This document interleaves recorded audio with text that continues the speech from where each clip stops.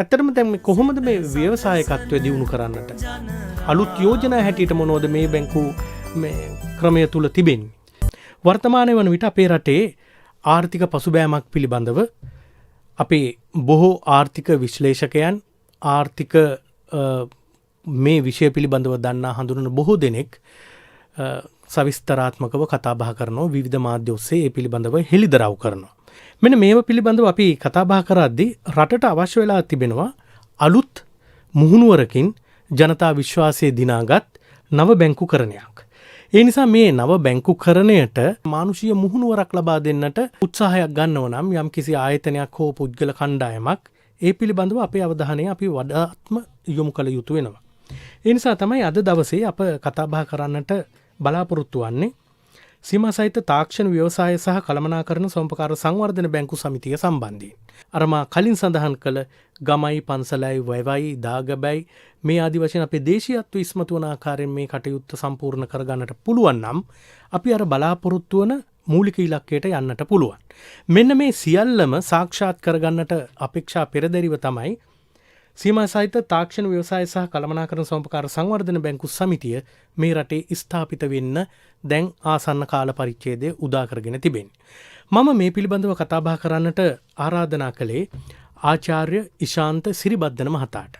එතුමා ජාවා තාක්ෂණ හා උසස් අධ්‍යාපන ආයතනයේ සභාපතිවරයා, ඒ වගේම ශ්‍රී ලංකා මහ බැංකුවේ මූල්‍ය ප්‍රතිපත්ති හා උපදේශන කමිටු නියෝජිතයෙක් හැටියට කටයුතු කරනවා. ඒ වගේම හිටපු උපදේශකත්වය දරපු තවත් ආයතනයක් තමයි සොම්පකාර සංවර්ධන අමාත්‍යාංශය. ඉතින් මේ විදිහට කතා බහ කරද්දී ආචාර්ය ඉශාන්ත සිරිබද්දන මහත්මයා දැන් මේ අලුත් ගමනකට තමයි පියවර තබන්නේ. අපි එතනින්ම පටන් ගනිමු. ආයුබෝවන් ඔබතුමන්ට. ආයුබෝවන්. හොඳයි. ආචාර්ය ඉශාන්ත සිරිබද්දන මහත්මයානේ මොකද්ද මේ අලුත් පිම්ම? ඇත්තටම සුජීව අලුත්ම පිම්මක් තමයි. ඒ කියන්නේ සම්පකාර ශාස්ත්‍රය අවුරුදු 115කට වඩා ලංකාවේ පරණයි. එතකොට සම්පකාර ශාස්ත්‍රය තුළ අපිට ගමේ අපි බැංකුව සම්පකාර බැංකුව අපි කාටත් හුරු පුරුදුයි. සනස බැංකුව කිව්වහම නොදන්න කෙනෙක් නැහැ. අපේ රටේ මහ ජනතාවගෙන් මිලියන 8ක්, ඒ කියන්නේ වැඩිහිටි ජනතාව මිලියන 14යි, මිලියන 8කට වැඩි පිරිසක් සම්පකාර සමාජිකයෝ. නමුත් සම්පකාර ශාස්ත්‍රයට විශාල අඩුවක් තිබුණා. ඒ තමයි සම්පකාර ශාස්ත්‍රයේ සංවර්ධන බැංකුවක්.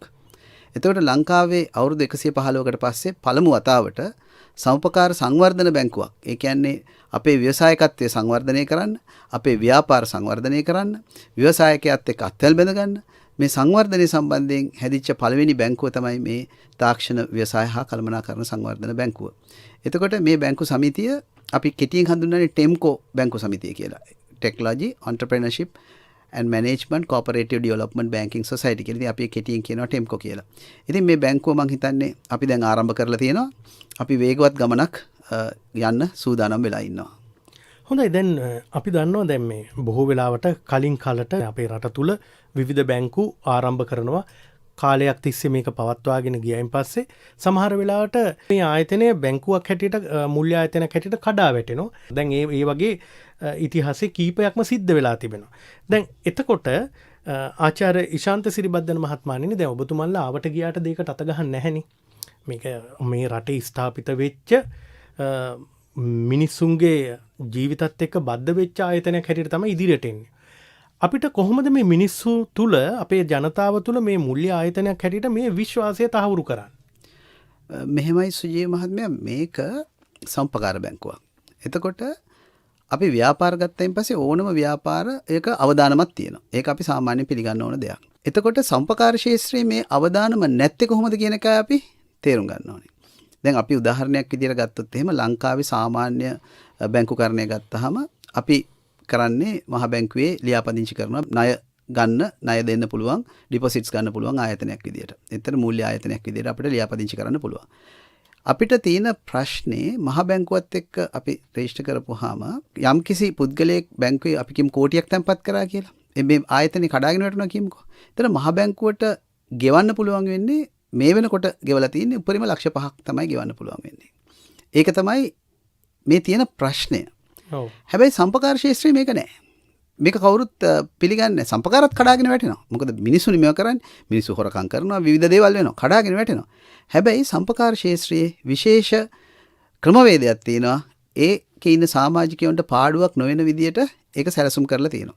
අපි හැම අවුරුද්දකටම මේ සම්පකාර ආයතනයෙන් ලබන ලාභයෙන් 10%ක් අපි ෆන්ඩ් එකකට දෙන්න ඕනේ අමාත්‍යාංශයට.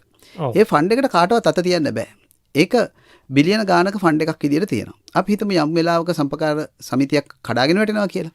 කඩාගෙන වැටුණෙන් පස්සේ ඒ කඩාගෙන වැටීමට යම් කිසි හොරකමක් මොනවා හරි කරා නම් ඒක පොදු දේපලක් නේ. මේක රජයේ දේපලක් නේ. ඒක නිසා ඒගොල්ලන්ට අපත් නැතුව ඒගොල්ලෝ හිරගත වෙනවා. ඒක නිසා මිනිස්සු ගොඩක් බයයි. නොදන්න කට්ටිය කරනවා. නමුත් මිනිස්සු ගොඩක් බයයි. ඒත් එක්කම මේ නඩුව ඉවරුණයින් පස්සේ සම්පකාර අමාත්‍යාංශයේ තියෙන අරමුදලෙන් මේ සියලුම සමාජිකයන්ට සිදුවෙන අලාභය බලා ගන්නවා. ඒකට ශක්තිමත් අරමුදලක් අපේ සම්පකාර දෙපාර්තමේන්තුව සතුව තියෙනවා. ඉතින් ඒක නිසා ඇත්තටම සම්පකාර බැංකුවක තැන්පත් කරන එක තරම් ආරක්ෂිත ක්‍රමවේදයක් ලංකාවේ වෙනත් නැහැ. ඒක නිසා තමයි සම්පකාර බැංකු 4200ක් ලංකාවේ තියෙන්නේ. අපි කොමර්ෂල් බැංකු එහෙම නැත්නම් වාණිජ බැංකු එහෙම නැත්නම් මූල්‍ය ආයතන තියෙන ලංකාවේ 23යි රෙජිස්ටර් කරලා මහ බැංකුවේ. නමුත් මේ ග්‍රාමීය ආර්ථිකයේ සම්පූර්ණයෙන්ම ඔබතුමාට හිතා ගන්න පුළුවන් 4200ක් බැංකු කිව්වහම ඒත් එක්කම සම්පකාර සමිති 10000කට ආසන්න ප්‍රමාණයක්. මේ රටේ මූල්‍ය සම්පූර්ණයෙන්ම කළමනාකරණය කරන්නේ මූල්‍ය අඩිතාලම තියෙන්නේ මේ සම්පකාරات එක්ක. ඉතින් ඒ ශේෂ්ත්‍රයේ තියුණ අඩුව තමයි අපි මේ පරිමහලා තියෙන්නේ. දැන් බොහෝ වෙලාවට අපිට අවශ්‍ය මුදල් ප්‍රමාණය සාමාන්‍ය බැංකුවකින් ගන්නව නම් මෙන්න මේ ප්‍රමාණය අපිට මේ පොලියට ලබා ගන්න පුළුවන් කියන නිර්දේශයක් තිබෙනවා. එහෙම අපිට ලැබෙනවා. දැන් සම්පකාර බැංකුවකින් අපිට ලබා ගන්න පුළුවන් ණය ප්‍රමාණය අපි බලාපොරොත්තු වන සීමාවට අනුග්‍රහකත්වයක් දක්වමින් ලබා දෙනවද නැත්නම් ඔබතුමාලගේ බැංකුව එකකයේ තුලින් අපිට ලබා දෙන නිර්දේශ මත මෙන්න මේ ප්‍රමාණය තමයි ඔබට දිය හැකි කියන මට්ටමේ ණයක්ද අපිට ලැබෙන්නේ කොහොමද? දැන් අපි ව්‍යවසායකයන් හැටියට දිරි ගන්නවන වැඩපිළිවෙලක් මේ බැංකුව තුල තිබෙන නිසා අවශ්‍යතාවයේ මත මුදල් නිකුත් කිරීමේදී කොහොමද ඒක ප්‍රමාණාත්මකව අඩු වැඩි වීම වෙනවද වෙනත් බැංකුවල වගේ? වෙනත් බැංකුවට වඩා තියෙන විශේෂත්වය තමයි අපිට ණයක් දෙනකොට අපට අවශ්‍යතාවයක් නැහැ සම්පකාර බැංකුවක ඒ වෙනුවෙන් අපකරයක් තියාගන්න. ඒක හරි පුදුමයි. කියන්නේ සමහර වෙලාවට ඇයි මේ අපකරයක් තියාගන්න නැතුව දෙන්න පුළුවන්ද කියලා බලන්න. අපි ණය දෙන්නේ අපි දන්න කියන සමාජිකයෙකුට. අපිත් එක්ක වැඩ කරන සමාජිකයෙකුට. ඒත් එක්කම හදිසියවත් අපි දන්නා මිනිස්සු විවිධ මිනිස්සු ඉන්නවා. මේ සමාජිකයා අපිත් එක්ක හොඳට ඉඳලා වංචාවක් කරා කියමුකෝ. වංචාවක් කරොත් එහෙම සම්පකාර පනතෙන් බලතල තියෙනවා ඒ පුද්ගලයාව මේ ණය අය කරගන්න උසාවියේ නියෝගයක් ගන්න සාමාන්‍ය දැන් සිවිල් නියෝගයට නෙමෙයි අපිට ඒක ගෙනියන්න පුළුවන් ක්‍රිමිනල් ඔෆෙන්ස් එකක් විදියට දක්වාම අරගෙන යන්න ප්‍රතිපාදන තියෙනවා. ඒ කියන්නේ අසාපරාධී අපරාධයක්. ගණයට අරන් යන්න ප්‍රතිපාදන තියෙනවා. එහෙම කරනවා කියන එක නෙමෙයි. නමුත් යම් කිසි කෙනෙක් වංචාවක් කරොත් එතෙන්ට වෙනකන් අරන් යන්න පුළුවන්. ඒක බොහොම මානුෂීය මූණුවරකින් තමයි අරන් යන්නේ. මොකද මුලින් ආබිට්‍රේෂන් එකක් එහෙම නැත්නම් සමත ක්‍රියාවලියක් තියෙනවා. එකෙන් ගිහිල්ලා ඒකටත් වංචා කරලා ඊට පස්සේ සිවිල් ක්‍රියාවලියක් තියෙනවා. එතෙන්ට වංචා කරොත් එහෙම මේක ක්‍රිමිනල් එකක් දක්වාම ක්‍රයිම් එකක් දක්වාම අරන් යන්න පුළුවන්. මොකද මේක පොදු දේපල. ඉතින් ඒක නිසා මේකේ වංචා සහගතව මුදල් පරිහරණය කරනවා කියන එක ඇත්තෙම නැහැ. අන්න ඒක නිසා ඔබතුමා අහපු ප්‍රශ්නෙට මට හරියටම උත්තරේ දෙන්න පුළුවන්. ඒක නිසා යම් කිසි කෙනෙක් අපි මේ අලුත් බැංකුව පටන් ගත්තාම යම් කිසි කෙනෙක් ව්‍යාපාරයක් දියුණු කරනවා කියලා ඒකෙම ඉන්න සමාජිකයන්ට පේනවා නම්, ඒ කියන්නේ අධ්‍යක්ෂ මණ්ඩලයේ ඉන්න සමාජිකයෝනේ, ඒගොල්ලන්ට පේනවා නම් අපිට විශාල අගයන් දක්වා අපිට මූල්‍ය පහසුකම් සලසන්න හැකියාව තියෙනවා. හොඳයි. දැන් මේ ඇත්තටම දැන් මේ බැංකු ක්‍රමයේ යටතේ ව්‍යවසාය කළමනාකරන සම්පකාර සංවර්ධන බැංකුව කියලා මේකේ තාක්ෂණ ව්‍යවසාය සහ කළමනාකරන සම්පකාර සංවර්ධන බැංකුව කියලා තමයි නාමගත වන්නේ. එතකොට දැන් මේ ව්‍යවසායකත්වය දියුණු කරද්දී වෙනත් බැංකු වලට වඩා වෙනස් වෙනවා මේක තාක්ෂණික මුහුණුවරකුත් මේ කටයුත්තේ තියෙන නිසා. එතකොට ව්‍යවසායකත්වය පිළිබඳව අපි දැන් මේ පසුගිය කොරෝනා පීරියඩ් එකත් එක්ක එහෙම නැත්නම් කොරෝනා කාල සීමාවත් එක්ක අපිට කතා කරන්න පුළුවන්කමක් ලැබුණා මේ ආචාර්ය ඊශාන්ත සිරිබද්දන් මහත්මයාණෙනි මේ නව උත්පාදන ක්‍රියාවලිය පිළිබඳව නව නිෂ්පාදන හඳුන්වා දුන්නා. උන්ට අවශ්‍ය දිරිගැන්වීම් රජය ලබා දෙනවා කිව්වා. උන්ට අවශ්‍ය ණය පහසුකම් ලබා දෙනවා කිව්වා. ඒ එක පැත්තක්. තවත් පැත්තකින් මේ මෑත කාලෙදි කියවෙන්නට ගත්ත නිෂ්පාදන ආර්ථිකයක් කියන එක රටේ. එතකොට මෙන්න මේ කාරණා දෙකේදී මෙවැනි බැංකුවක් මෙවැනි මූල්‍ය ආයතනයක් කොයි විදියටද මැදිහත් වීම සිදු කරන්නේ? ඇත්තටම සංවර්ධනය වෙන රටක සංවර්ධන බැංකුවක් නැහැ කියලා කියන්නේ මං හිතන්නේ රටක තියෙන මූලිකම අවශ්‍යතාවයක් නැති වෙලා තියෙනවා. ඒතර අපේ රටේ සංවර්ධන බැංකු දෙකයි තිබුණේ. එකක් තමයි DFCC එක, අනිත් එක තමයි NDB එක. මේ දෙකම සංවර්ධන බැංකු ක්‍රියාවලියෙන් එළියට ගිහිල්ලා වාණිජ බැංකු ක්‍රියාවලියට අවතීර්ණ වෙනවා මෑතකදී. ඒක මං හිතන්නේ අපේ රටක් හැටියට ජාතියක් හැටියට ලැබු මහ විශාල පරාජයක්. ඒවා අපි දන්නේ නැහැ කොයි විදිහට සිද්ධ වුණාද කියලා. නමුත් ඒක මහා අපරාධයක් මේ රටට සිදු වෙච්ච. එතකොට මේ අඩුව මේ රටේ තිබුණා. එතකොට මේ අඩුව පුරවන්න ඇත්තටම මහ බැංකුව හරහා එවැනි දෙයක් කළ යුතුව තිබුණා. නමුත් ඒක සිදු වුණේ නැහැ. අන්න ඒක නිසා තමයි අපි පළවෙනියටම මේ සංවර්ධනය සඳහා ව්‍යවසායකත්වයේ සංවර්ධනය සඳහා නිෂ්පාදන ආර්ථිකයක් සඳහා මේ රට ගෙනියාම සඳහා අපි සංවර්ධන බැංකුවක් ලංකාවේ සම්පකාර ශාස්ත්‍රය පදනම් කරගෙන පටන් ගන්න ඕන කියලා තීරණය කරේ. ඇත්තටම දැන් මේ කොහොමද මේ ව්‍යවසායකත්වය දියුණු කරන්නට අලුත් යෝජනා හැටියට මොනවද මේ බැංකු මේ ක්‍රමය තුල තිබෙන්නේ? අපි ඇත්තටම ප්‍රධාන වශයෙන් මේ අවස්ථාවේදී අපි බොහොම අලුත් බැංකුවක් මේ අවස්ථාවේදී අපි ප්‍රධාන වශයෙන්ම අපේ ව්‍යවසායකත්වය සංවර්ධනය කරන්න ඕන ශාස්ත්‍රයන් 3කට තමයි අපි ફોકસ කරලා තියෙන්නේ. ඇත්තටම 4කට. මේක කෘෂිකාර්මික රටක්. ඒක නිසා අපි මේක ફોકસ කරලා තියෙන්නේ මූලික වශයෙන්ම කෘෂිකර්මය ආරමුණු කරගෙන තමයි අපි මේක ග්‍රාමීය කෘෂිකර්මය, ගෙවතු වගාව, ඊට පස්සේ වාණිජ කෘෂිකර්මය මේ පැත්තට තමයි අපි ප්‍රමුඛ වශයෙන්ම යෙදෙන්නේ. ඒත් එක්කම අපිට දැන් විශාල බලශක්ති අර්බුදයක් තියෙනවා.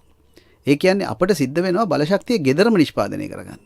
එහෙම නොවුනොත් අපිට ගෑස් සිලින්ඩරයක් අද රුපියල් 5000යි. නමුත් අපිට ගෙදර නිෂ්පාදනය කරගන්න පුළුවන් චාකෝල් ටිකක්, එහෙම නැත්නම් ගල් අඟුරු ටිකක් ගෙදර හදාගන්න පුළුවන් ක්‍රමවේද. මේක ලෝකේ හැම රටකම වෙනවා.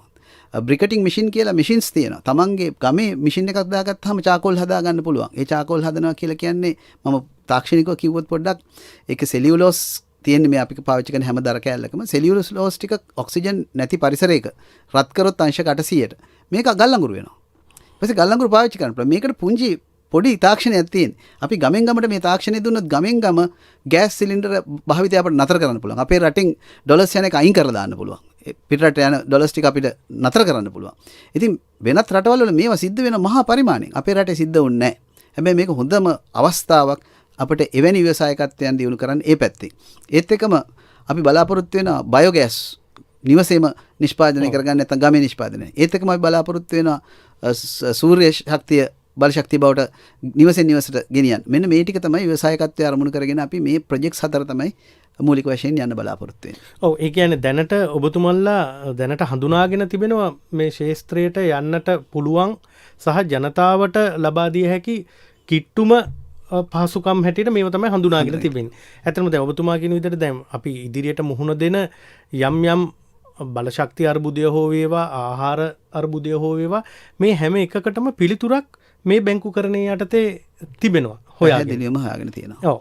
ඒක තමයි මම හිතන්නේ ජනතාවට ඉතාමත්ම හිත කරවන්නේ. දැන් ජනතාව බලාපොරොත්තු වෙන්නේ ඔවුන් යමක් ඉතිරි කරනවා වගේම ඒ ඉතිරි කිරීමත් එක්කම අවශ්‍යතාවය පිරිමසා ගැනීම හැකියාවකුත් මේ තුල තිබෙනවා. දැන් ඇත්තටම දැන් ඔබතුමා කියවම අර ගල් අඟුරු නිෂ්පාදනය කරගැනීමේ හැකියාව අපිට තිබෙනවා කියලා මේ සමහර විට බොහෝ දෙනෙක් මේ හිතන්නත් බෑ. ඒක මවිතයටපත් වෙන කාරණාවක්.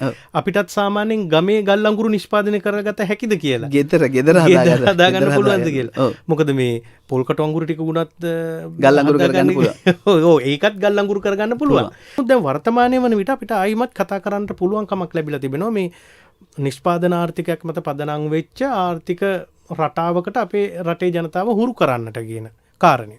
ඉතින් එතෙන්දි මම හිතන්නේ මේ ඔබතුමාලා මේ හඳුන්වා දෙන බැංකු ක්‍රමය තුල එයට විසඳුම් බොහොමයක් තිබෙනවා.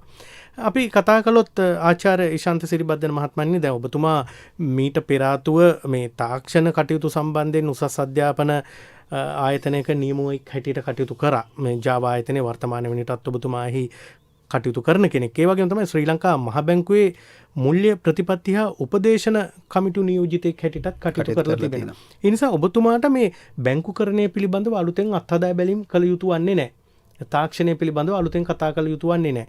මේ දෙකේම සම්මිශ්‍රණයක් ඔබතුමා සතුව තිබෙනවා මේ ගමන් මගට හඳුන්වා දෙන්න. දැන් ඇත්තටම මේ දැන් මේ ඔබතුමත් එක්ක මේ ගමන් මගට සම්බන්ධ වෙන නිලධාරීන් ඔබතුමා හා සමානම මේ සිතැඟි ජනතාවගේ සිතැඟි අවබෝධ කරගත් නිලධාරීන් මණ්ඩලයක් නම් තමයි මේ ව්‍යායාමයේ සාර්ථක වන්නේ. එවැනි නිලධාරීන් පිරිසක් ඔබතුමාට සපයා ගන්නට එකතු කර ගන්නට හැකියාවක් ලැබුණොද? ඔව් ඇත්තටම මූලික වශයෙන් අපි 9 දෙනෙක් තමයි මේ ව්‍යාපෘතිය ආරම්භ කරන්න එකතු වුණේ. ඒතර මේ 9 දෙනාගෙම තිබුණ අදහස ඒ 9 දෙනාම ව්‍යාපාරික වශයෙන් ඊටාම ඉහළ තලයන් වලට ගිහිල්ලා ඉවර වෙලා ඒ ව්‍යාපාර වලින් සෑහීමකටපත් වෙලා අපිත් සමාජයට යමක් අපේ ශක්තියෙන් කළ යුතුයි කියන 9 දෙනෙක් තමයි අපි මේකට එකතු කරගත්තේ. ඒකට අවුරුදු 25ට අඩු තරුණයෙක් පවා ඉන්නවා. ඒ කියන්නේ මේ පද්ධතිය හදන කොට අවුරුදු 25ට අඩු කෙනෙක් අපි ගන්න ඕනේ. ඉතින් ඒ තරුණ මහත්මයාත් එවැනි කෙනෙක්. ඒ කියන්නේ ඔබතුමාලගේ මේ ව්‍යවස්ථාව තුළ එහෙම නිලධාරියෙකුගේ අවශ්‍යතාවය පෙන්වලා තියෙනවා. අනිවාර්යෙන් පෙන්නලා තියෙනවා. ඒ කියන්නේ ජෙනරේෂන්ස් 4කට තමයි අපි හදලා තියෙන්නේ. ඒ කියන්නේ අපේ ජෙනරේෂන් එක ඊට පස්සේ අවුරුදු 35 50 ජෙනරේෂන් එක ඊට පස්සේ 25 35 ජෙනරේෂන් එක 25ට අඩු ජෙනරේෂන් එක. කියන්නේ මේක එහාට යන්න ඕන නිසා. එතකොට දැන් ඔබතුමා අහපු ප්‍රශ්නෙට ඒ නිලධාරි මණ්ඩලය ඔබතුමා බලන්න මේකේ ඒගොල්ලන්ගේ අධ්‍යාපනික සුසුකම් හැම කෙනෙක්ම උපාධි මට්ටමට ගිය අය. ඔව්. ඒ කියන්නේ ව්‍යවසායකයෝ කියලා කිව්වට නිකන් ව්‍යවසායකයෝ නෙවෙයි. ඒගොල්ලෝ උපාධියක් සහ පශ්චාත් උපාධියක් මට්ටමට ගිය අය සහ ව්‍යාපාරික ක්ෂේත්‍රයේ ඉස්සරහටම ගිය අය. එවැනි පිරිසක් මට එකතු කරගන්න ලැබීම මම හිතන්නේ මේකේ සාර්ථකත්වය එතනම තහවුරු කරනවා කියලා කියන්න තමයි සුජීව මහත්මයා මට පුළුවන්. හොඳයි මේ දැන් අපි බොහෝ වෙලාවට දැන් අපි දන්නෝනේ ප්‍රවර්ධන කටයුතු තිබෙනවා බැංකුවල. දැන් ඔබතුමාලා මේ බැංකු කටයුත්ත ආරම්භ කරන්නේ මේ ප්‍රවර්ධනය පිළිබඳව ලොකු දැනුමක් ඇතිව. එතකොට ජනතාව අද්දවා ගන්න, ජනතාව මේ තුල රඳවා තබා ගන්නට සහ ජනතාවට අර මා කලින් සඳහන් කළ විශ්වාසය තහවුරු කර ගන්නට වැඩපිළිවෙලක් සූදානම් කරලා තියෙද මේ වෙනවිට. ඔව් ඇත්තටම මේකේ අපිට ලොකු ප්‍රවර්ධනයක් කියලා දෙයක් අවශ්‍ය වෙන්නේ නැහැ. අපිට ප්‍රවර්ධනය කරන්න ඕනේ සමාජිකයන් බඳවා ගැනීමම පමණයි. ඔව්. එතකොට සමාජිකයන් අපිට ඉන්නවනම් ඒක තමයි අපේ ප්‍රවර්ධන කටයුත්ත. සමාජිකයන්ට ඊට පස්සේ අපි ඒගොල්ලන්ට සැලකුවෙන් පස්සේ මේක පෞල් වශයෙන් නේ අපිට ජොයින් වෙන්නේ. ඉතින් ඒක නිසා මම විශ්වාස කරනවා අපිට පළවෙනි අවුරුද්ද ඇතුළත අපිට සමාජිකත්වයේ ලක්ෂයකට ගෙනියනවා කියන එක එහෙම ලොකු දෙයක් වෙන්නේ නැහැ. ඊට පස්සේ අපි හිතමු ලක්ෂයකට ගෙනිච්චොත් අපිට ඇති වෙන තත්ත්වය අපි ලක්ෂයකට ගෙනහිල්ලා අපි මේගොල්ලන් ව්‍යවසායකත්ව සංවර්ධන අරමුදලට අපි මාසෙකට රුපියල් 100ක දායකත්වයක් ඉල්ලුවොත් ඕන කෙනෙක් දෙනවා. රුපියල් 100 ගානේ ලක්ෂයක් කියලා කියන්නේ මාසෙකට ලක්ෂ 100ක්. ඔව්. ඒකයි මේ සම්පකාර ව්‍යාපෘතියේ තියෙන ශක්තිය. ඕක ලක්ෂ 10 වෙනකොට රුපියල් 100,000 වෙනකොට ඒ කියන්නේ අපි සමාජිකව ශක්තිමත් කරනකොට අපිට ඉල්ලන්න පුළුවන් නේ. ඔව්. අපිට රුපියල් 1000ක් දෙන්න කියලා. මේක තමයි සම්පකාර ව්‍යාපාරයේ තියෙන ශක්තිය. ඒක නිසා තමයි සම්පකාර ක්ෂේත්‍රයේ තියෙන මූල්‍යමය ස්ථාවරත්වය අද බිලියන 500කට වඩා වැඩි වෙලා තියෙනවා. ඒතර එකපාරට මම හිතන්නේ මහ ජනතාවට තේරෙන්නේ මේ බිලියන 500ක් කොහොම මොකද්ද කියලා.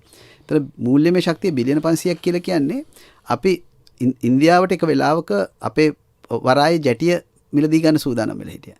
බිලියන 93යි ඔෆර් එක තිබුණේ. අපේ සම්පකාර ක්ෂේත්‍රයේ විතරක් මූල්‍යමය ශක්තිය බිලියන 500කට ආසන්න ප්‍රමාණයක් තියෙනවා. ඒතර හිතන්නකෝ සජීව මහත්මයා අපිට තියෙන ශක්තිය මේ සම්පකාර ක්ෂේත්‍රයට 7 ගුණයක් වැඩි අරිට වඩා. අරිට වඩා 5 ගුණයක් වැඩි. ඉතින් එතකොට සම්පකාර ක්ෂේත්‍රය හරියට ඕගනයිස් වෙලා තිබුණා ජැටි අපිට ගන්න තිබුණා ඒ වෙලාවේ. සම්පකාර ක්ෂේත්‍රය. ඔව්. ඉතින් ඒ තරම් ශක්තිමත් මූල්‍යමය ශක්තියක් තියෙන ක්ෂේත්‍රයක් මේක. ඉතින් ඒ ක්ෂේත්‍රයට අපි නායකත්වය දෙන්න, දැනුම දෙන්න, තාක්ෂණය දෙන්න තමයි අපි මේ සූදානම් වෙන්නේ. දැන් මේ පිළිබඳව කතා බහ කරද්දී ඉදිරි කාලයේදී මේ රටේ දේශීය ආර්ථිකය නංවාලන්නට ඒ වගේම අපි බලාපොරොත්තු වන අපේ නිපියුම් ආර්ථිකය තව තවත් සවි බල ගන්නවන්නට පුළුවන්කමක් ලැබෙයි කියන විශ්වාසය තිබෙනවා. හිතවතුනි අපි කතා බහ කරමින් සිටින්නේ සීමා සහිත තාක්ෂණ ව්‍යවසාය සහ කළමනාකරණ සම්පකාර සංවර්ධන බැංකු සමිතිය. මේ රට තුළ ස්ථාපිත වෙන නවතම මුල්‍ය ආයතනය.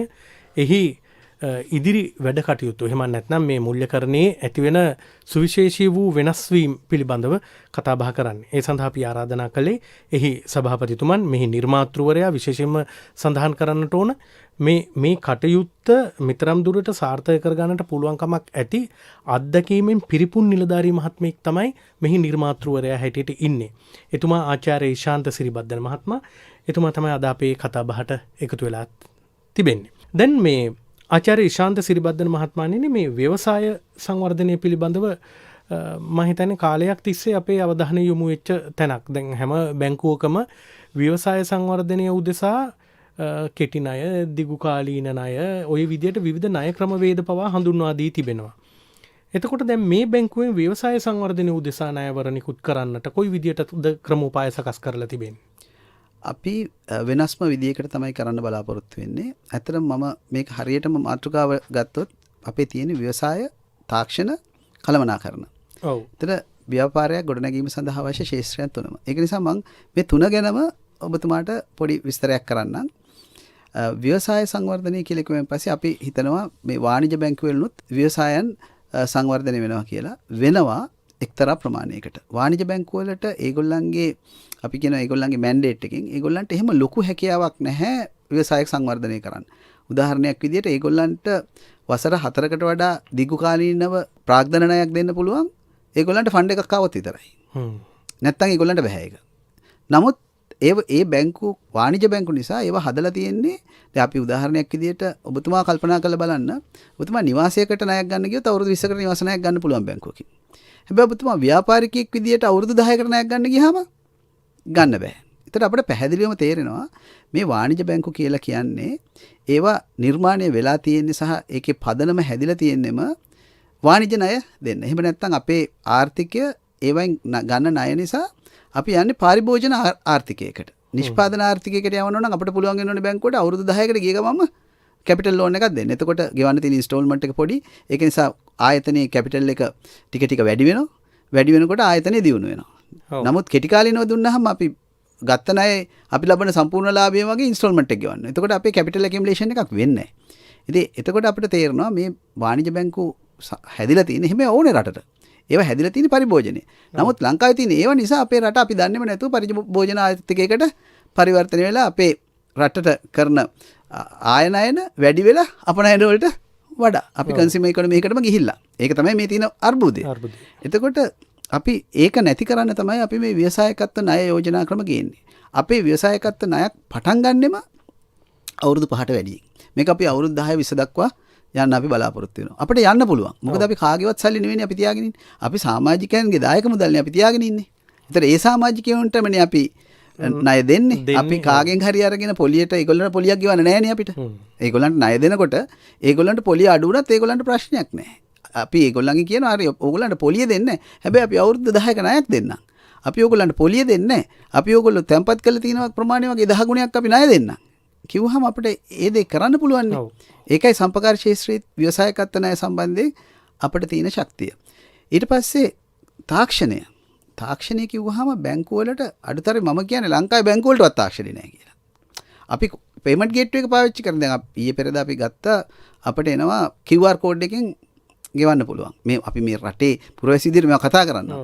ඒතර QR කෝඩ් එකෙන් ගෙවන්න වෙනකොට මේකට පාවිච්චි කරන්නේ EMV කියලා ටෙක්නොලොජි එකක්. EMV කියන්නේ යුරෝපේ මාස්ටර් වීසා. ඒතර අපි කරන හැම ට්‍රාන්සැක්ෂන් එකකම 7.0 ගාණක් ඇමරිකාවට යනවා. හිතන්නකෝ අපේ රටේ සල්ලි කොච්චර ප්‍රමාණයක් විදේශ වශයෙන් ඇදිලා යනවද මේකට කියලා. ඔබ මිනිස්සු වැඩිය දන්නේ නැති කාරණානේ. දන්නේ නැති කාරණානේ. එතකොට අපි නොදැනුවත්ව 7.0 ගාණක් වෙන්න පුළුවන්. හැබැයි අපේ රටේ මේ මහජනතාව අමාරුවෙන් හම්බ කරන සල්ලි ටිකක් නෙමෙයි ඇදෙන්නේ. ඒතර තාක්ෂණය අපේ රටේ තියෙනවද කියලා අපිට ක්වෙස්චන් එකක් තියෙනවා. අපිට ඇයි බැරි වුණේ මේකට ලංකාවෙම පේමන්ට් ගේට් එකක් හදාගන්න. අපේ ලංකාව නම් හදන්නේ ඉංගලන්තයේ ස්ටොක් එක්ස්චේන්ජ් එක. අපේ රටේ පුළුවන් වෙන්නේ නැහැ මේක කරන්න. ලංකාවේ මෘදුකාංග ආයතනයක් නේ හදන්නේ. ඔව්. ඒතර එහෙම බැරි වෙලා තියෙනවා. ඒතර අඩු ගන්න ලංකාව ඇතුලේ හරි. නමුත් චීනය WeChat Pay එක ඒගොල්ලන්ගේ මේක හදලා තියෙනවා. අපේ රටේ තාම මේව වෙන්නේ නැහැ. එහෙම ප්‍රශ්නයක් තියෙනවා මේ රටේ. ඒකට ප්‍රධාන හේතුව තමයි මේ ව්‍යවසායකත්ව ණය ක්‍රම ලංකාවේ නැති එක. සංවර්ධන බැංකුවක් ලංකාවේ නැති එක. එතකොට මේ ලොකු කැපිටල්ස් ඕනේ මේව කරන්න. ඒවා දෙන්න කවුරුත් නැහැ. අපේ දක්ෂ මිනිස්සු හිටියට ඒගොල්ලන්ට කැපිටල් නැහැ. ඒතර අන්න ඒක තමයි අපි මේ පරිපූර්ණ කරන්න හදන මේ ව්‍යවසායකත්වය කියන තැන. තාක්ෂණය කියන තැන. තාක්ෂණය කියන තැනදී අපි කොතනද ඉන්නේ? අපි ඉස්සෙල්ලා තිබුණා ස්ටෑන්ඩ් ලෝන් ඇප්ලිකේෂන් එහෙම කියන්නේ කම්පියුටර් එක ඇතුළෙම තමයි software එක තියෙන්නේ ඔක්කොම. අද තාමත් ලංකාවේ තියෙන සෑම ATM machine එකක් ගත්තාම ඒකේ ATM machine එක ඇතුළේ තමයි software එක තියෙන්නේ. ඒක ගොඩාක් පරණ ටෙක්නොලොජි එකක්. එතකොට නමුත් අද cloud ATM වලට ලෝකෙ ගිහිල්ලා තියෙනවා. one machine one bank. ඒ කියන්නේ machine එකෙම loan එකක් දෙනවා approve වෙන එහෙම තත්ත්වයකට අද NCR machines තියෙන තාක්ෂණය ගිහිල්ලා තියෙනවා. කො අපේ රටේ තාම නැහැ. ඒක ගෙනල්ලා මේ machine එකක් හයි කරන්න අපේ බැංකු වලට තාම අද තාක්ෂණික හැකියාව නැහැ. ඒගොල්ලන්ගේ software එක පරණයි. එතකොට ඒ පැත්ත. දැන් අද එතෙන්ටත් එහා ගිහිල්ලා අද තාක්ෂණය දැන් ස්විෆ්ට් ට්‍රාන්ස්ෆර්ස් නේ ලෝකේ තියෙන ස්විෆ්ට් වලින් කියලා එකත් කෝපරේටිව් සොසයිටි එකක්. ඒතර ස්විෆ්ට් වලින් තමයි ට්‍රාන්ස්ෆර් කරන්නේ. ඒකට දවස් දෙකත් 7-4 කාලයක් යනවා ඇමරිකාවේ ඉඳලා අපිට සල්ලි ටිකක් එන්න. එහෙම නැත්නම් වෙන රටක ඉඳලා සල්ලි ටිකක් එන්න. හැබැයි ලෝකයේ අද තප්පර 5න් ට්‍රාන්ස්ෆර් කරන්න පුළුවන් තාක්ෂණය ඇවිල්ලා තියෙනවා. දැන් ඇමරිකාවේ රිපල් කියන කම්පැනි එක ප්‍රයිවට් කම්පැනි එකක්. ෆන්ඩ් ට්‍රාන්ස්ෆර් කරනවා බැංකුව අද 200කට වඩා ඒගොල්ලන්ගේ ක්ලයන්ට්ස් වෙලා තියෙනවා. තප්පර 5න් ට්‍රාන්ස්ෆර් කරන ස්විෆ්ට් නෙමෙයි. තප්පර 5න් ෆන්ඩ් ට්‍රාන්ස්ෆර් කරනවා. ස්විෆ්ට් නේ. ඒගොල්ලෝ උසාවියේ නඩුවකුත් දෙනවා ඊයේ පෙරේදා. ගිය 12 වෙනිදා ඇමරිකානු රජයට විරුද්ධව. ඒ කියන්නේ අපි කවද්ද මේ බ්ලොක් චේන් ටෙක්නොලොජි එකට යන්නේ අපේ රට? තාම හිතලවත් නැහැ. ඒතර අපිට ලොකු කාර්යභාරයක් තියෙනවා. ලොකු කාර්යභාරයක් තියෙනවා. මේ කාර්යභාරය ඉටු කරන්න තාක්ෂණය මදි කළමනාකරණයක් ඕනේ. ඒතර අපේ ව්‍යවසායකයන් කළමනාකරණයෙන් සවිබල ගන්නන්න ඕනේ. ඒතර ඒකත් මේ බැංකුව යටතේ අපි කරන්න බලාපොරොත්තු වෙනවා. හොඳයි දැන් ඇත්තටම කාරණා කිහිපයක් මේ බැංකු කරණය යටතේ අපිට ඉදිරි කාලෙදී අත්විඳින්නට පුළුවන්කමක් ලැබෙනවා. දැන් මේ විදිහට බලද්දී දැන් අපේ රටේ දැන් ගුවන් තොටුපළ අලුතෙන් පටන් ගත්ත ගුවන් තොටුපළ වල තියෙන අලුත් වරායක් පටන් ගත්ත මේවයි සේරෝගෙම මේ එහෙම නැත්නම් මේ සියලු ව්‍යාපෘතිවල මුඛ්‍ය පරමාර්ථය උනේ මේ අපනයනයේ මූලික කරගත් ආර්ථිකයකට අපිට මින් ඉදිරියට යන්න පුළුවන් කියන කාරණේ. මට මතකයි දැන් මත්තල ගුවන් තොටුපළ ආරම්භ කරද්දී ඊට සමගාමීව ඒ අවට ප්‍රදේශවල ඔය බරව කුඹුක මත්තල ඔය ආදි වශයෙන් ඔය මේ මිරිජ්ජවිල ඔය කලාපවල හඳුනාගනිපු බවභෝග වවන්නට වෑයමක් තිබුණා. දැන් හොඳම දෙලුම් වර්ග ලංකාවෙන් නිෂ්පාදනය කරන දෙලුම් පිටරට පටවන්. එතකොට අඹ වර්ග අන්නාසි දැන් මේ වගේ ලංකාවට ආවේනික වෙච්ච කෙසෙල් පළතුරු වර්ග අපනයනය කිරීමේ ඉඩකඩක් ඒ හරහා අපිට උදා කරගන්නට පුළුවන් කියන බොහොම වැදගත් උතුම් පරමාර්ථයක්. ඒ අනුව උන් මේ අපනයන සැකසුම් කලාප බිහි කරන්නට පටන් ගත්තා ප්‍රාදේශීය ලේකම් කොට්ටාශ මට්ටමේ. ඒ කියන්නේ උන් අපිට කිව්වේ අපි දැන් මම වැඩසටහන් කීපයක් කරා මේ මුල් වකවානුව තුල උන් කිව්ව කාරණයක් තමයි අඹ ගෙඩියේ නැට්ටේ කිරි වේලෙන්නට කලින් අපිට පුළුවන් මේක වෙනත් රටකට අපනයනය කරන්න. ඒක ඊටාත්ම අලුත් පළතුරු. ඒ විදිහට තමයි සැකසුම් කලාප හදන්නට උත්සාහ කළේ. නමුත් අහේතුවකට ඒවා ක්‍රියාත්මක වුණේ නැහැ. දැන් මේ බැංකු ක්‍රමයේ යටතේ දැන් ඔබතුමාලගේ මේ මූලිකත්වයෙන් ක්‍රියාත්මක වෙන මේ බැංකුවේ යටතේ මේ බැංකු සමිතියේ යටතේ මම හිතන්නේ මේ අපනයන වලට වඩා දිරිගැන්වමින් අපනයන වර්ධනය කිරීමේ වැඩපිළිවෙලකටත් යන්නට පුළුවන්. මොකද මේ කෘෂිකාර්මික පසුබිමකුත් මේ තුල තිබෙන නිසා. ඒ සඳහා යම් කිසි මැදිහත් වීමක් කරන්නට අපේක්ෂාවක් තියෙනවද? කොහොමද මේ තත්ත්වය? ඔව් පැහැදිලිවම අපේ බලාපොරොත්තුවක් තියෙනවා. අපි මේ වෙනකොටත් අපි ආරම්භ කරලා තියෙනවා වාණිජ්‍ය භෝගයක්. ඒ කියන්නේ දලු කිලෝ එකකට රුපියල් 500ක් වෙනුවෙන් ගෙවන්න පුළුවන් හර්බල් ප්ලාන්ට් එකක්. ඒ කියන්නේ ඖෂධ පැලෑටියක් වවන්න. ඒක අපි නියම ව්‍යාපෘතියත් පටන් අරගෙන තියෙන්නේ. ඒක අපි විශේෂයෙන් බලාපොරොත්තු වෙනවා. හැබැයි සුජීව මහත්මයා අපි මේක බොහොම පරිස්සමෙන් කරන්න ඕනේ. දැන් ඔබතුමා කිව්වා ඒක අසාර්ථක වුණා කියලා අපි අපනයන භෝග කරන්න හැදුවා. ඒකට ප්‍රධානම හේතුව උනේ අපේ රජය අපේ හිටපු රජයවල් බලාගෙන හිටිය විදේශ ආයෝජකයනක. සංවර්ධන බැංකුවක් රටේ හදන්න නැතුව දේශීය ආයෝජකයව දිරිගන්නන්න නැතුව විදේශ වලින් මේවා කරන්න මිනිස් වෙනකම් බලාගෙන හිටියා. අවශ්‍ය නැහැ. අපි අපේ දේශීය ව්‍යවසායකය හැදුවොත් ඔය අපනයනය අපේ දේශීය ආයෝජකය කරાવી. අපි දැනට සාමාන්‍යයෙන් වසරකට බිලියන 12ක US ඩොලර් බිලියන 12ක විතර අපනයනයක් අපේ රටේ තියෙනවා. ඒක 15 16 වලටත් ගියා පහුගිය කාලේ. ඒ අපනයනය කරන අයගෙන් වැඩි දෙනෙක් කවුද? දේශීය ව්‍යවසායකයෝ. ආයතන කීයද තියෙන්නේ විදේශීය ව්‍යවසායකයෝ ඇවිල්ලා මේ රටේ කරන? එතකොට ඔය අපනයන කලාප ඉන්ඩස්ට්‍රියල් සෝන්ස් කවුද හැදුවේ? කොයි කාලෙද හැදුවේ? මතක ඇති කාලේ කලුත් ඒවා හැදුනද කියලා කියන්නකෝ. නෑ. එතකොට මේ දේශීය ව්‍යාපාරිකයන්ට මේ හැකියාව ආර්ථිකමය මූල්‍යමය ශක්තිය නොදී අපි විදේශ වලින් ව්‍යවසායක වෙනකම් බලාගෙන ඉන්නවා. මම හිතන්නේ මේක වැරදි දැක්මක්. ඒක නිසා අපි මේ සංවර්ධන බැංකුව හරහා ඒක කරන්න බලාපොරොත්තු වෙනවා. දෙවනුව අපි කල්පනා කරන්න ඕන තව හොඳම තැනක් තියෙනවා. ඒ කියන්නේ අපේ රටේ තියෙන ඉඩම් බොහොම පුංචි ප්‍රමාණයක් තියෙනවා. මේ ඉඩම් ටික ඔක්කොම අපනයන භෝග වලට හැදුවොත් අපේ ආහාරයේ සුරක්ෂිතභාවයට මොකද වෙන්නේ? කියන්නේ අපිට කන බොන දේවල් ටික. ඔව්. ඒක නිසා අපේ ක්‍රමවේදය යටතේ අපි අපනයන භෝගයක් හදනවා නම් පර්චස් 40ක තව 40ක් දේශීය පද්ධතියට කන බොන එදිනෙදා පරිභෝජනයට ගන්න ආහාර හදන්න ඕන කියලා අපි ඒකට අපි ස්ටෑන්ඩඩ් එක හදාගෙන තියෙනවා. අපි ගන්නෙ නැහැ දළු ටික පර්චස් 20කින් හම්බෙන දළු ටික අපි ගන්නෙ නැහැ. තව පර්චස් 20ක් තමන්ගේ ගෙදරට අවශ්‍ය ආහාර ටික හදාගන්න නැත්නම්. එතකොට ආහාරයේ සුරක්ෂිතභාවය කියන එක මිනිස්සුන්ට හැදෙනවා. නැත්නම් අපිට අපි අපනයනය කරයි. හැබැයි අපිට වී ටික හාල් ටික නැති වුණොත් අපිට බඩගිනින්න වෙයි. එතකොට අපිට අපනයනය කරාට වඩා ආනයනය සඳහා විශාල වියදමක් යනවා. ඒ නිසා මේ දෙක පරිස්සමින් මැනේජ් කරගෙන කරන එක අපේ බලාපොරොත්තුවක් හැටියට අපි ඉස්සරහට අරන් යනවා. ඔව් දැන් ඇත්තටම ඔබතුමා කිව්වා මේ දැන් අර අමුල් ආයතන වගේ ඉන්දියාවේ කිරි ගොවි සමිති. එතකොට චීනයේ සම්පකාර ක්‍රමය. ඇත්තටම චීන සම්පකාර ක්‍රමය පිළිබඳව මටත් අත්දැකීමක් තිබෙනවා. මම කාලයක් ඒ සංචාරයකට එකතු වෙච්ච වෙලාවේදී ගොවි සම්පකාර සමිතියෙහි තිබුණා. ඔවුන්ට අර මේ ලංකාව වගේ වගා කැලෙන්ඩරයක් ඔවුන්ට දීලා තිබෙනවා. දැන් හැබැයි ඔබතුමා වට්ටක්ක වවනවා නම් මම වට්ටක්ක වවන්නේ නැහැ. ඒ වට්ටක්ක ගොවීන් 5 දෙනා නම් ඒ 5 දෙනාට ඒක කරගෙන යන්න අරිනු තවත් 5 දෙනෙකුට වෙනත් භෝගයක් තමයි කියා දෙන්නේ වගා කරන්න. එතකොට හැබැයි මේ සේරුංගෙම අස්වනු එකතු වෙන්නේ අර සමුපකාරයට. සමුපකාරය තමයි මිල නියම කරලා වෙනත් රටවලට බෙදා හරින නිසා තමන්ගේ රටේ පරිභෝජනය සඳහා යොදා ගන්න. එහෙම ක්‍රමවේදයක් අපේ රටේ දකින්නට පුළුවන් කමක් නැහැ. අඩුම වශයෙන් මම මේ අපි ලබා ගන්නපු අත්දැකීමත් එක්ක කතා කරන්නේ මේ බැංකුව යටතේ හෝ එවැනි තත්ත්වයක් අපේ ජනතාවට හඳුනා දෙන්නට පුළුවන් කමක් තිබෙනව නේද? අනිවාර්යයෙන්ම කළ යුතු දෙයක්. ඇත්තටම මම මේ වෙලාවේ කෘෂිකර්ම දෙපාර්තමේන්තුවෙන් ඇහුවොත් හෙක්ටයාර් කීයක මිරිස් මේ කන්නට වැවෙනවද කියලා දෙන්න පුළුවන්ද කියනවා. බෑ. කියන්න බෑ. ඒ දත්ත ඉන්ෆර්මේෂන් බවට පත් වෙන ක්‍රමවේදය හෝ දත්ත සිස්ටම් එකට එකතු කරන ක්‍රමවේදය හෝ ලංකාවේ හැදිලා නැහැ. ඒතර ඒකටත් මම කියන්නේ සංවර්ධන බැංකුවක් නොමැති යුතුයි මේක ප්‍රශ්නේ. ඒ දත්ත පද්ධතිය හදන්න දේශීය ව්‍යවසායකයෙක් නැහැ. අපි බලන් ඉන්න ඇමරිකාවේ software එකක් ගෙනල්ලා මේකට හයි කරනවා. ඉන්දියාවේ software එකක් ගෙනල්ලා මේකට හයි කරනවා. ඒක කරන්න පුළුවන් ඒකුත් නෙවෙයි අපේ රටේ දත්ත ටික ඊරට යනවා ඒ පාර. කරයින් පස්සේ. ඒක නිසා මේක දේශීය වශයෙන්ම කෙරෙන්න ඕනේ. එතකොට මේක කරන්න රජයට හැකියාවකුත් නැහැ. ඒතර මේක කරන්න රජයට වියදම් කරන්න බෑනේ. ඕ මල්ටි මිලියන්ස් වලින් software එකක් හදනකොට යන්නේ. රජයට ඒක allocate කරන්න එහෙම ඇත්තේ නැහැ. එහෙනම් අපි දේශීය ව්‍යවසායකයෙක් හදන්න ඕනේ. ඔහුගේ හැකියාව අපි ප්‍රයෝජනට ගන්න ඕනේ. ඒ කියන්නේ දත්ත ඉන්ෆර්මේෂන් බවට පත් කරලා ඔබතුමා කිව්වාගේ ඔය සම්පූර්ණයෙන්ම චීනය ඔක කෙරෙන්නේ තාක්ෂණිකයි. ඒගොල්ලෝ දන්නවා මේ අවුරුද්දේ කන්නේ බඩු ටික විකුණන්නේ ඒගොල්ලන්ගේ ට්‍රේඩින් software එක හරහා නම් දන්නවා කොයි ගොවියද මේ ටික සප්ලයි කරේ කොච්චර එතුමාගේ කැපැසිටි එක තියෙනවද කියලා වෙනම ඉන්ෆර්මේෂන් කරෙක්ට් වෙනවා ට්‍රේඩින් software එකක් කරා. ඒතර ට්‍රේඩින් software එක ආණ්ඩුවට කරන්න බෑනේ. ට්‍රේඩින් software එක කරන්න ඕනේ ප්‍රයිවට් එකකින්. ඒ ප්‍රයිවට් එකකින්ගෙන් කොහොමද ඒකේ ආණ්ඩුවේ අවශ්‍යතාවයට අදාළ තොරතුරු ටික අරගෙන ඒ ප්ලෑන් එක හදාගන්න කියන එක තමයි කරන්න ඕනේ. ඉතින් මේක කරන්න ව්‍යවසායකත්වයමයි හදන්න ඕනේ. දේශීය ව්‍යවසායකත්වයමයි හදන්න ඕනේ. පිටරට කෙනෙකුට ගෙනල්ලා ඕක දෙන්න බෑ. දුන්නොත් එimhe අපේ රටේ දත්ත ටික දැන් Google එකට වෙලා තියෙන වැඩි. දැන් අපි අද පාරේ යන්නේ Google ගහගෙන. අපි ඇමරිකාව අපේ පාරේ අඩියක් යනකොට ඇමරිකාව අපෙන් සල්ලි හම්බ කරනවා. ඔක මුතුමා දන්නේ නැතුව ඇති.